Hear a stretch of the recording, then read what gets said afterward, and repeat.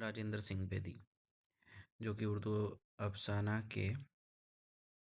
اردو کے اہم افسانہ نگار ہیں۔ ان کی پیدائش 1 ستمبر 1915 کو ضلع سیالکوٹ کے گاؤں میں ہوئی تھی۔ تربیت و تعلیم لاہور میں ہوئی۔ لاہور کے ڈی اے وی کالج سے 1933 میں انہوں نے انٹرمیڈیٹ پاس کیا اور پوسٹ آفس میں کلرک کے عہدے پر کام کرنے لگے۔ بیدی کا گھرانہ نچلے متوسط طبقے سے تعلق رکھتا تھا۔ 9 سال تک راجندر سنگھ بیدی معمولی تنخواہ پر تنگ دستی سے بسر کرتے رہے۔ وہ ابتدا میں محسن لاہوری کے قلمی نام سے غزلیں، نظمیں اور افسانے لکھتے تھے۔ 1932 میں ان کا پہلا افسانہ بھولا کے عنوان سے شائع ہوا، جس کی بنا پر بیدی صاحب کو ادبی حلقوں میں کافی اہمیت دی جانے لگی اور احباب نے ان کو مشورہ دیا کہ ادبی کاموں کے لیے ان کو زیادہ وقت دینا چاہیے۔ چنانچہ وہ ملازمت سے استعفیٰ دے کر 1943 میں دلی آئے اور آل انڈیا ریڈیو سے وابستہ ہو گئے۔ اسی زمانے میں ریڈیو پر کرشن چندر، نونیم راشد، چراغ حسن حسرت، سعادت حسن منٹو اور اپیندر ناتھ اشک جیسے سرکردہ ادیب کام کرتے تھے۔ بخاری برادران یعنی پطرس بخاری اور ذوالفقار بخاری ریڈیو کے بانی و سرپرست تھے۔ ہر طرف اردو والوں کی طوطی بولتی تھی۔ راجندر سنگھ بیدی ریڈیو ہی کی ملازمت کے سلسلے میں کشمیر اور شملہ بھی رہے۔ جس زمانے میں ریڈیو شملہ پر تھے، 1947 کے فرقہ وارانہ فسادات شروع ہو گئے۔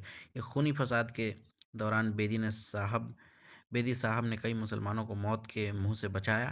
ان کے بھائی ہربنس سنگھ بیدی نے ایک انٹرویو میں بیدی صاحب کی انسان دوستی کا ذکر کرتے ہوئے بتایا تھا، اگرچہ ہمارے گاؤں میں ہمارے تایا جی اور کئی ایک رشتہ دار قتل ہو چکے تھے، وہ اور ان کے دوست ایشور سنگھ بیدی جو خود ایک مصور اور ادیب تھے، کرپان لے کر گھومتے جو صرف حفاظت کے کام آتی، ان لوگوں کو بچا بچا کر پاکستان جانے والے ٹرکوں میں پہنچایا۔ ایک واقعہ مجھے خاص طور پر یاد ہے۔ چند شخص ایک آدمی کو گھیرے ہوئے تھے اور چلا رہے تھے کہ یہ مسلمان ہیں، ہمیں پتہ لگ چکا ہے، مار ڈالنے کی فکر میں تھے۔ بیدی صاحب اور ایشور سنگھ نے بڑھ کر کہا، اسے ہمارے حوالے کر دو، ہم اسے ٹھکانے لگا دیں گے۔ ان کے ہاتھ میں لمبی کرپان دیکھ کر اسے بھائی صاحب کے حوالے کر دیا گیا۔ اسے گھر لائے، کھلایا پلایا اور حفاظت سے پاکستان روانہ کر دیا۔ راجندر سنگھ بیدی بنیادی طور پر کم نویس تھے۔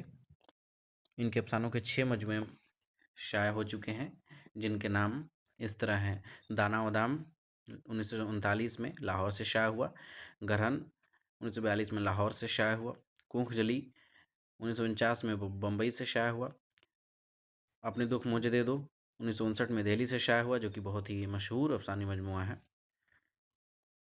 ہاتھ ہمارے قلم ہوئے 1974 میں دہلی سے شائع ہوا، مکتی بودھ 1982 میں دہلی سے شائع ہوا۔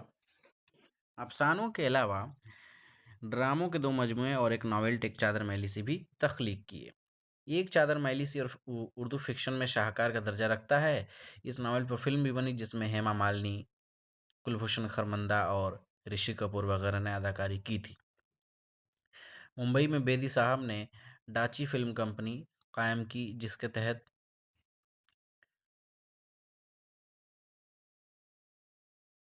وسنت اور فاگن وغیرہ فلمیں بنائی۔ بیدی صاحب خاموش طبع انسان تھے۔ ترقی پسند تحریک سے ذہنی وابستگی نے انہیں زندگی کے بارے میں غور و فکر کر کے نئے زاویے مہیا کیا۔ 1949 میں بھیمڑی انجمن ترقی پسند کانفرنس کے جب علی صدر جعفری، مجروح سلطانپوری اور زو انصاری وغیرہ ترقی پسند ادیبوں کو گرفتار کیا جا رہا تھا اور بہت سے ادیب و شاعر خوفزدہ ہو کر انجمن سے دور چلے گئے، بیدی صاحب فکر و نظر کے اعتبار سے ترقی پسند تحریک سے وابستہ رہے۔ جون 1950 کے خط میں انہوں نے اپیندر ناتھ اشک کو لکھا، مجھے یہ محسوس ہوتا ہے کہ جو بنیادی راہ میں نے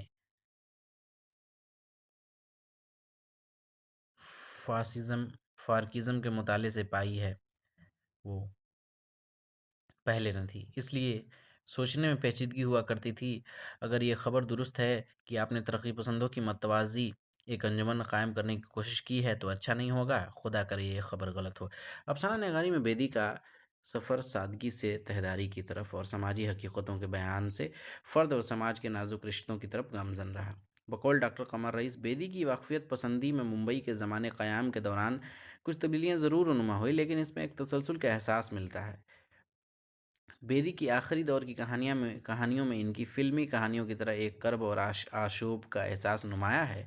عورت مرد کی جتنی زندگی کی لذتیں اور محرومیاں بھی ان کی کہانیوں میں ایک مقام رکھتی ہے۔